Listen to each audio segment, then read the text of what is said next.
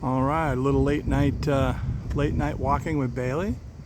Um, they call it a blood moon is in the sky. I don't know if you can tell in the picture, but it's a red moon, a blood moon. It's this big full moon watching over all of us. Kind of reminds me this morning of God watching over all of us. My dog, walking my dog, he's a little bit ahead of me here because I whipped out my camera. Got a better picture of the Bailey. Hi Bailey, hi baby. Hey, there's Bailey.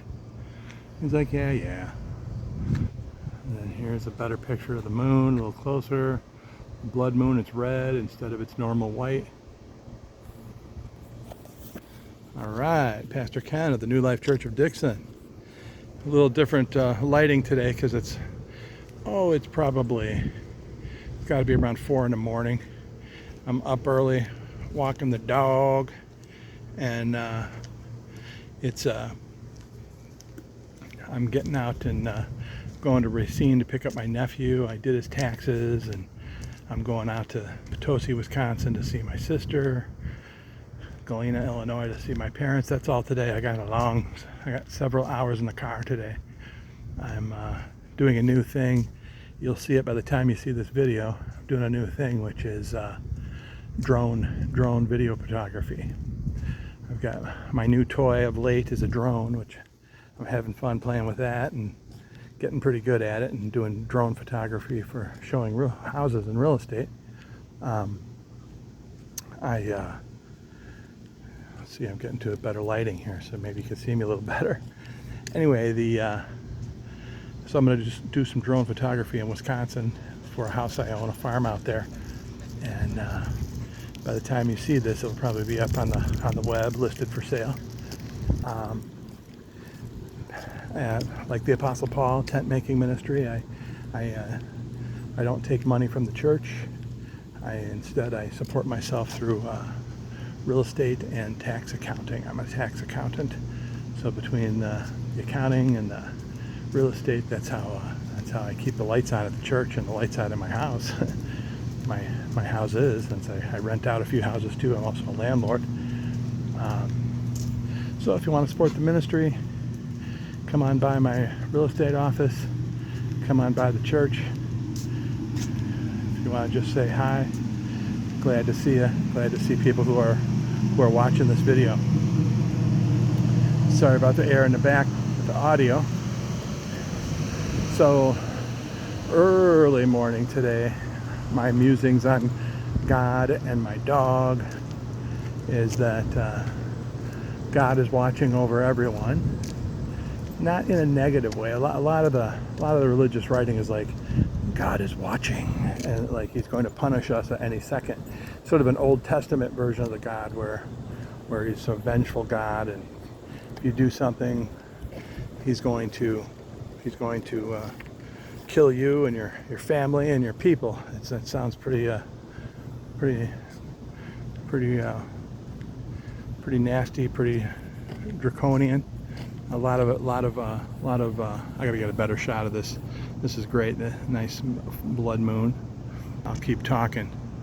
The Old Testament God, a lot of where he would wipe out whole people, and just this vengeful vision of a father full of wrath for his people, towards his people who have offended him in some way. My concept of God is not that. Maybe because my parents were not that way, my dad was not that way. Some psychologists say that your concept of God is the concept of your father, the image that you have of your father on earth. That if your parents were benevolent, you believe in a benevolent God. If your parents had conditional love and withheld rewards for as punishment for actions and behavior, then that's how you believe God is.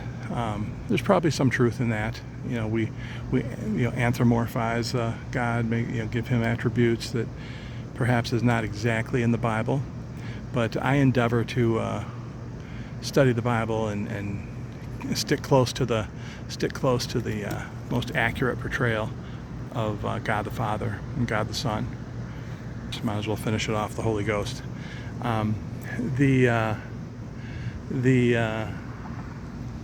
So it's out here in the middle of the night, seeing the world like this. I have the whole world to myself, it appears. I'm the only person up at 4 in the morning, walking around the neighborhood, walking with my dog. It's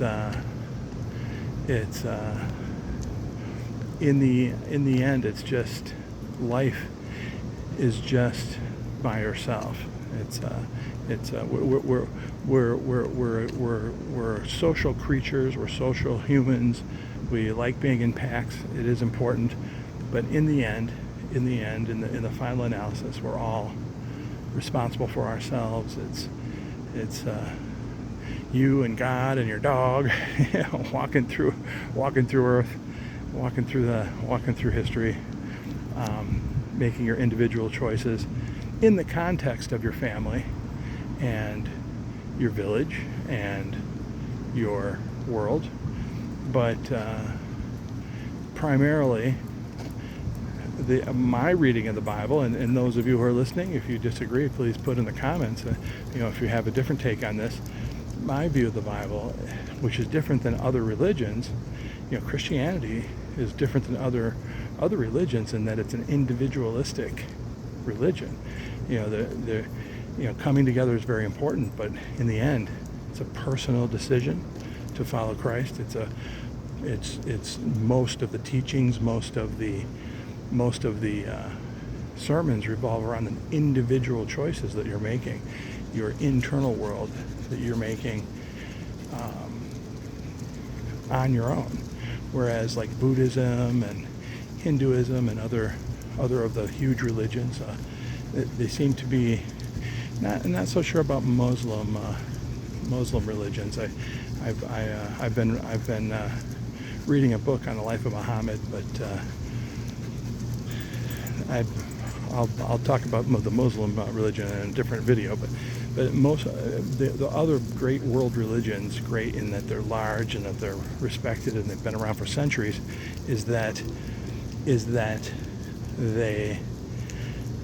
their focus is the group over the individual, and Christianity is individualistic religion. I think that has served the Western world well, because being raised in a Christian environment on subtle and not so subtle ways, you believe that what you think counts, what the individual does is important, and that God is an active force in the universe, and not just the universe, but our individual lives. And so believing that what we think and what we do as an individual counts, not just in the as it affects the collective or as it affects the community, but just standing alone, you and your God, making tough decisions. That has permeated the Western world and has had a very positive effect. I think that's part of the reason that the Western world is so much farther developed, because Christianity will say it's you on the prairie, all alone in the field, working the crops, feeding the chickens. What you're doing matters, even if nobody knows about it. God knows about it. What you do matters, even if you're in modern context working on a factory all by yourself, making a personal decision for Christ, you and your God, between you and thine. It's important, to a much greater degree than in, say, the Hindu philosophies and Buddhism, where it's mostly worrying about the whole. Which it's important to worry about the community. I don't want to totally minimize that, but an emphasis on the individual is one of the secrets of the Western world's economic, political, and social success. Is that individuality is important, and whether it's clothing, movies, most American movies, what is it? Some individual goes against the group and wins, takes extra initiative and wins. That's the guy movies. The female movies is, you know, a man and a woman get into a relationship, and the woman does some extra caring, goes the extra mile, and wins over the skeptical, guy who doesn't trust her or other people, and eventually they connect. It's an individual acting with giving that little extra that wins the day, and that's from top to bottom. That's kids in America. I know, being American kids in America, that's what they're taught, that the group is important, but it's individual initiative that counts the most. That's the most popular movies, the most popular books. The Horatio Alger, 100 years ago, Horatio Alger stories were, with pluck and luck, you can make your fortune in America. That was that in the early days of America, people were reading Horatio Alger stories, and westerns became a mythology of individuals with their six gun. God created everybody the same. The Winchester made them equal. The great equalizer. The Winchester rifle. So it's the Western mythos of man and his gun conquering all. So that individuality of Christianity, the teaching of, especially the New Testament, of the individual matters, that is huge. So muse on that today. What's the extra effort that you're doing in your life? What's the extra something? How do you endeavor to make a change, even if it's just you all by yourself against all odds? And I'll just say, like John McClane in the Bruce Willis movies, are you saying yippee-ki-yay and against all odds, are you fighting to make your life better and those of the people important to you? Pastor Ken, come on down to the New Life Church, and hope to see you soon.